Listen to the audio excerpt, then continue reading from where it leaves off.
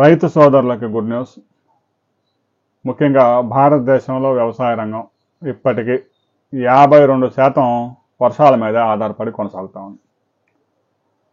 భారతదేశంలో ఈ 143 కోట్ల జనాభాలో 40% జనాభాకి వర్షాధారంగా పండే ఆహార ధాన్యాలే దిక్కు.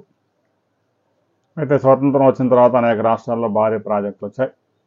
అలాగే కృష్ణానది, గోదావరి, గంగా ఇవన్నీ ప్రాజెక్టులు, సట్లెజ్ పెద్ద పెద్ద ప్రాజెక్టులు వచ్చినాయి. కొంతవరకు ఒక 50% భూమికి ప్రాజెక్టుల ద్వారా నీరు అందుతుంది. ప్రాజెక్టులోకి నీరు రావాలన్నా కూడా ఋతుపవనాలు, వర్షాలు కురిస్తేనే. తాజాగా అరేబియా సముద్రంలో ఏర్పడిన వాయుగుండం, కేరళ తీరాన్ని తాకిన నైరుతి ఋతుపవనాలు, బంగాళాఖాతంలో ఏర్పడిన అల్పపీడన ప్రభావంతో ఈ దక్షిణాది రాష్ట్రాలతో పాటు మహారాష్ట్రలో కూడా విస్తారంగా వర్షాలు కురుస్తూ ఉన్నాయి. ఇప్పటికే తుంగభద్రకి 36,000 క్యూసెక్ల ఫ్లడ్ వచ్చి చేరుతూ ఉంది. సుంకేసుల దగ్గర కూడా పెద్ద ఎత్తున వరద వచ్చింది. ఆసిఫాబాద్ జిల్లాలో కూడా కలవట్లు కూడా కొట్టుకుపోయేంత వర్షం పడింది. పెద్ద ఎత్తున ఎగువ ప్రాంతాల్లో వర్షాలు పడుతూ ఉన్నాయి.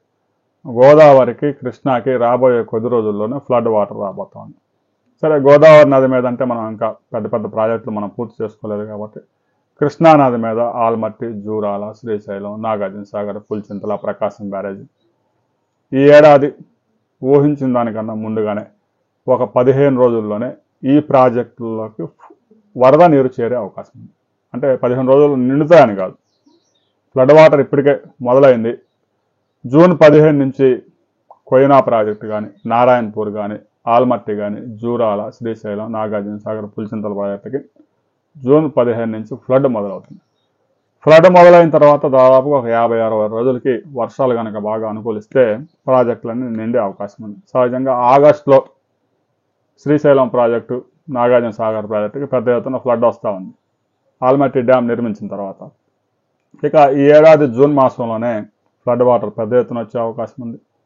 రైతు సోదరులు రాబోయే 10-15 రోజులు ఎలాగో వ్యవసాయ భూములన్నీ సిద్ధం చేసుకోవాలి కాబట్టి ప్రస్తుతం కురిసిన వర్షాలు కూడా భూములు రెడీ చేసుకోవడానికి ఉపయోగపడతాయి. జూన్ 1 నుంచి 15 దాకా భూములన్నీ సిద్ధం చేసుకుంటే ఆ తర్వాత ఋతుపవనాలు కూడా క్రియాశీలకంగా మారి తెలుగు రాష్ట్రాల్లో విస్తారంగా వర్షాలు తీసుకొస్తాయనే అంచనాలు ఉన్నాయి. ఈ ఏడాది సగటు వర్షపాతం కన్నా కూడా ఇంకా ఎక్కువే 4% అదనంగా కురిసే అవకాశం ఉందని కూడా అంచనాలు ఉన్నాయి.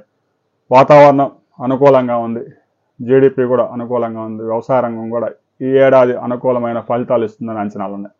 రాబోయే కొద్ది రోజుల్లో ఏ ప్రాజెక్టుకి ఎంత ఫ్లడ్ వాటర్ చేరుతూ ఉంది, నైరుతి ఋతుపవనాల ప్రభావం ఎలా ఉండబోతా ఉంది, అల్పపీడనాలు తుఫాన్లుగా మారతాయా లేదా అనేది ఒక రిపోర్ట్ రాబోతా ఉంది. ఆ రిపోర్ట్ రిలీజ్ అయిన తర్వాత మనం మరో వీడియోలో మరిన్ని వివరాలు తెలుసుకుందాం.